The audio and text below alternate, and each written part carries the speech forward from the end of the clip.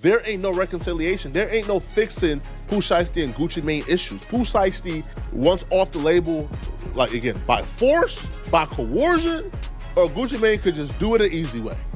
But Gucci is thinking he can reconcile. Pooh Shiesty is at a point where he can't reconcile, according to Hernandez. Pooh Shiesty is officially in hot water after word hit the streets that Gucci Mane allegedly sent his top shooters to get his stolen property back in blood. What was supposed to be a celebratory homecoming spiraled into one of the ugliest fallouts hip-hop has seen in a minute.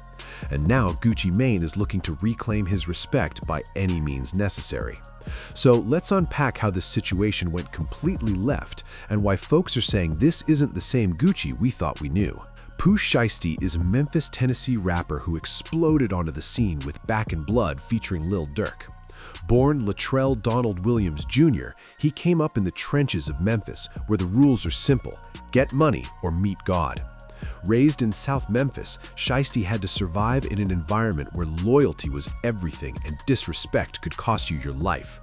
His family had deep street ties, and early on he learned that respect isn't handed out, it's taken. During his rise, Memphis was boiling over with different sets clashing and young dudes desperate to make a name for themselves. Shiesty's cousin, Big Scar, was right there with him, locked in like brothers, moving through those dangerous streets together. The Memphis scene wasn't like anywhere else. It was raw, unfiltered, and deadly serious.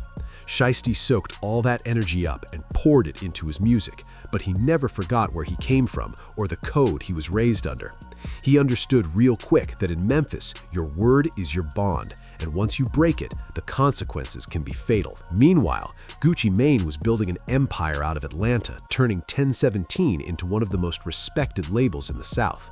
He was known for spotting raw talent and molding it into stars, but also for being ruthless when he felt disrespected. And just as Pooh Shiesty's buzz was reaching new heights, tragedy hit his family hard. His cousin, Big Scar, who was also signed to Gucci Mane's 1017 label, passed away suddenly. And this wasn't just another industry loss. Big Scar was blood, and in Memphis, blood means everything. From Pooh Shiesty's perspective, when family dies, you're supposed to step up and show out at the funeral, but this is where everything started going left. According to Big Scar's family, when they reached out to Gucci Mane for help covering funeral expenses, the response caught them completely off guard. They claimed Gucci only sent $10,000 for flowers and said he couldn't handle the funeral costs because his wife's birthday was coming up. For a millionaire rapper, that felt like a straight slap in the face. Big Scar's people took to social media and aired Gucci out, saying he blocked calls when they asked for more support. Emotions were running high. Folks were calling Gucci fake, saying Big Scar deserved way better. Statements like, "10K is nothing for flowers, my brother was worth more than that," were circulating heavy. That situation left a nasty taste in Pooh Shiesty's mouth because that was his cousin, his blood, and he felt like Gucci disrespected his family when they needed him the most. In Memphis culture, when someone passes, the whole city is supposed to rally behind the family. So for Gucci to move like he couldn't afford a proper send-off for one of his own artists, that was seen as pure disrespect. Around the same time, Gucci Mane was also going back and forth with Big 30 in comment sections, throwing slick shots and moving like he was untouchable. All of this started piling up, and Pooh Shiesty was quietly keeping score. He began noticing a pattern of Gucci not showing Memphis artists the respect they felt they deserved, and that didn't sit right with him at all. And this wasn't just about money, it was about principle. When you sign artists, they become family, or at least that's how it's supposed to be. Shiesty felt like Gucci was treating Memphis talent as disposable, and that kind of energy always circles back. Still, despite all the tension surrounding Big Scar's funeral, when Pooh Shiesty finally came home from his legal situation, Gucci Mane was one of the first to publicly show love. On the surface, everything looked solid. Gucci posted about Shiesty's return, fans thought the 1017 camp was gearing up for more heat, and it seemed like all was forgiven. But behind closed doors, Pooh Shiesty wasn't reckoned with Gucci the same way anymore.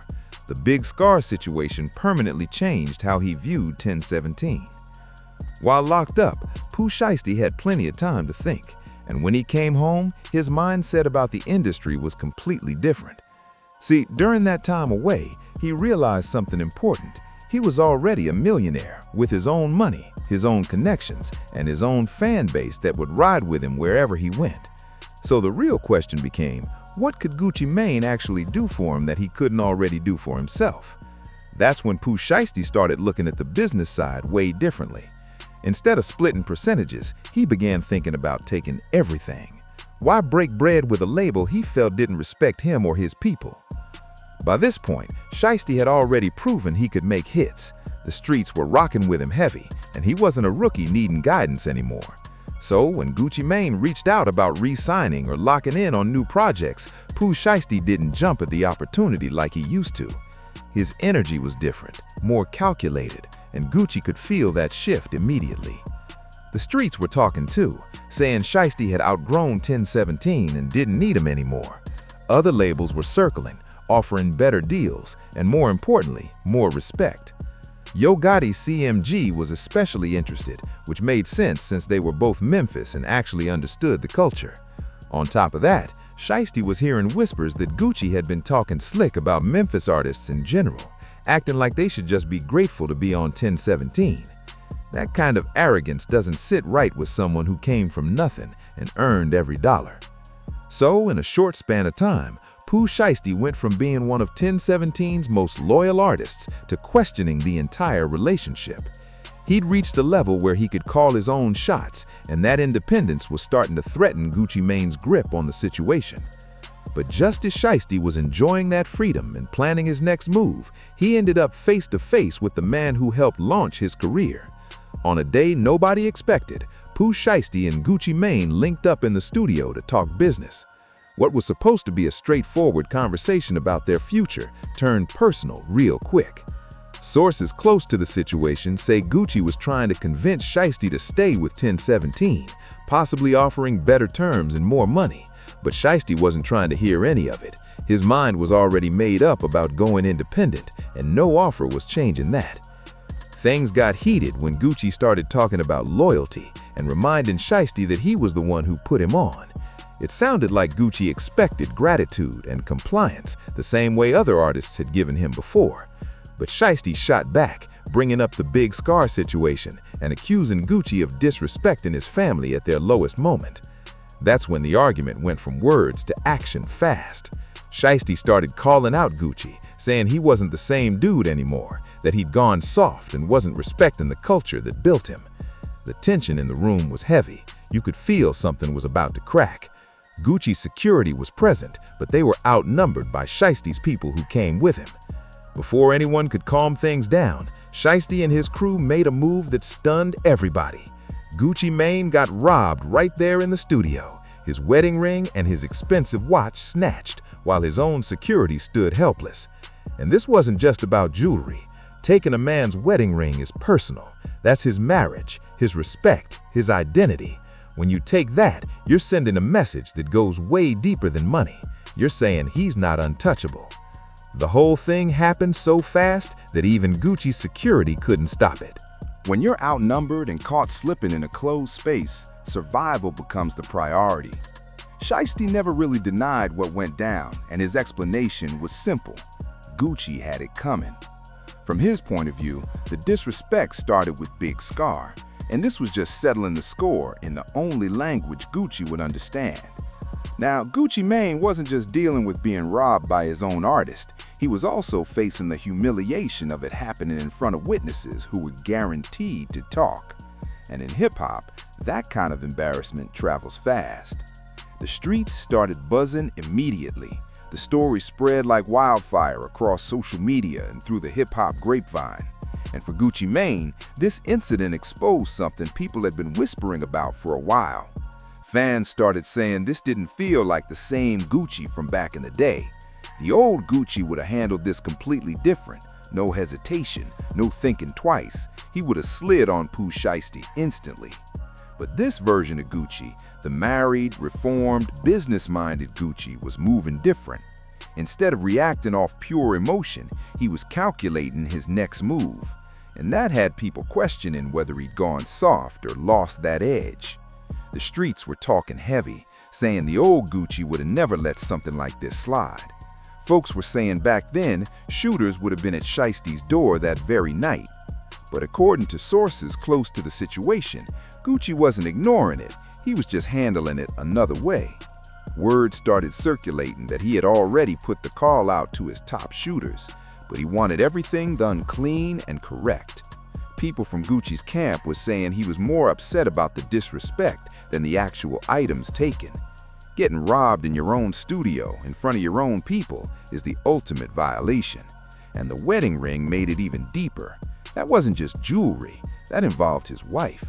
Bringing family into street business is crossing a line you can't walk back from. Gucci was reportedly telling people that Shiesty had made it personal, and once it's personal, it has to be handled accordingly. Social media was split down the middle.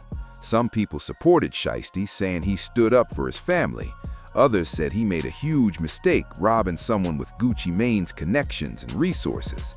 Either way, Gucci's response became a major test of his street reputation. Even though he'd evolved over the years, the street still expected him to respond the old-school way. This wasn't really about the ring or the watch. It was about respect, reputation, and position.